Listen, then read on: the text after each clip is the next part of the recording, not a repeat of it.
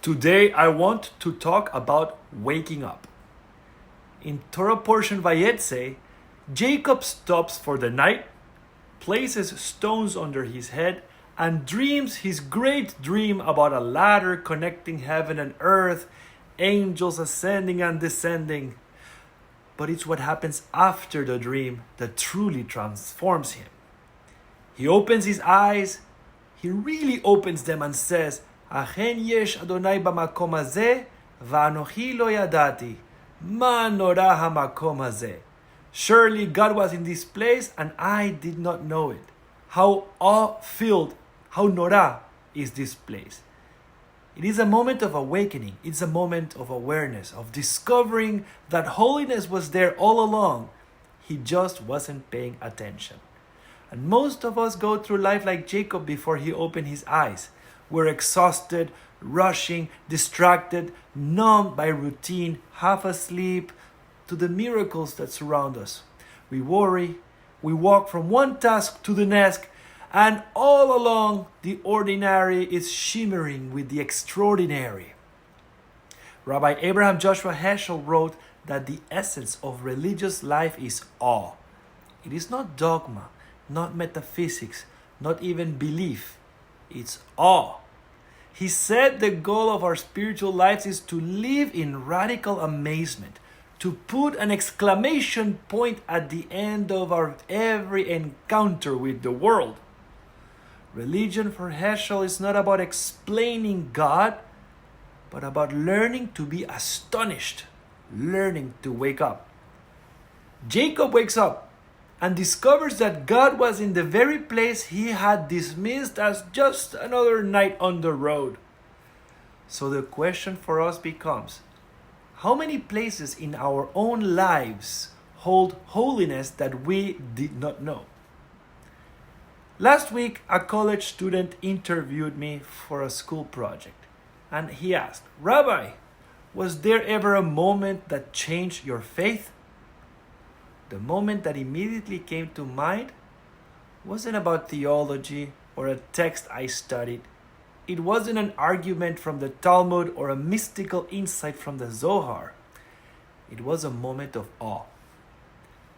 After my first year of rabbinical school, I spent a summer serving the small Jewish community of Aruba. One day, I heard about a rare chance to witness one of the island's very special annual events, the hatching of the leatherback turtles that nest along its shores. So I went down to the beach. It was already dark, and then, suddenly, the sand began to move.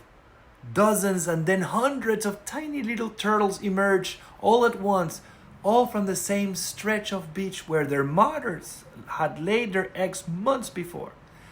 And somehow, these little creatures who had never seen the ocean instinctively turned toward the sound, the light, the pool of the sea. Scientists tell us that these turtles travel thousands of miles around the whole world. They're carried by their currents, and when their time comes, they will navigate back to the very same beach, sometimes within a few feet, to lay the next generation of eggs.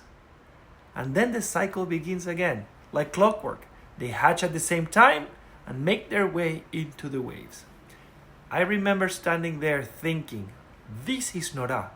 This is the awe, perhaps, that Jacob felt. This is the wonder of creation, the elegance of existence itself. I had always felt more spiritually awe in science and in nature than in theological speculation. In the end, theology is humans talking about God, but this was God talking through the world. And suddenly, Jacob's words made perfect sense. Ma nora hamakom hazeh. How full of awe is this place? The mystics teach us that our world is filled with hidden sparks of holiness. They're called nitzotzot, pieces of divine light scattered throughout creation.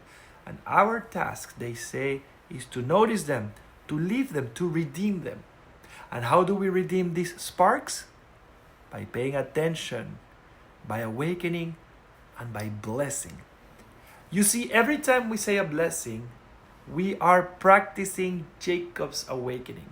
We are training our eyes to see the divine in what appears ordinary. In food, in beauty, in another person, in the smell of rain or flowers, in light and in darkness, in the warmth of a child's hand, in the quiet breath before sleep, in the rhythm of the waves, in the turning of seasons, in the sound of laughter, in the simple gift of being able to stand, to breathe, and to begin again.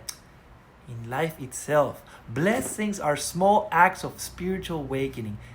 Each one says, God is in this place, and I will not pretend to not know it.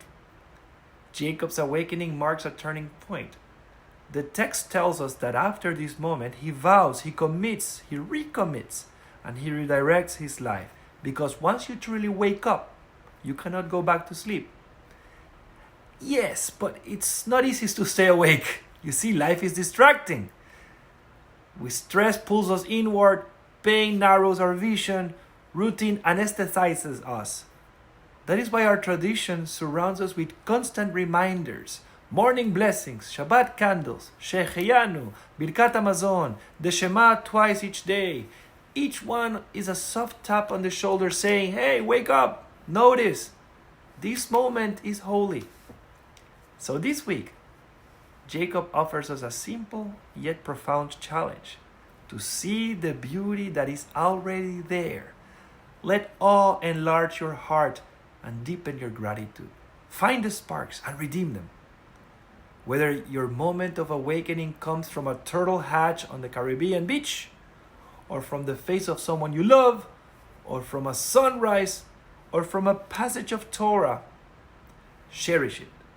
Because those moments remind us that Yud Hey Vav Hey, Havaya, being itself, existent itself, the one who pulses in every living thing is there. Ma Norah Hamakom Hazeh, how awesome is this place, this world, this life. May we learn to open our eyes like Jacob and realize that holiness was here all along.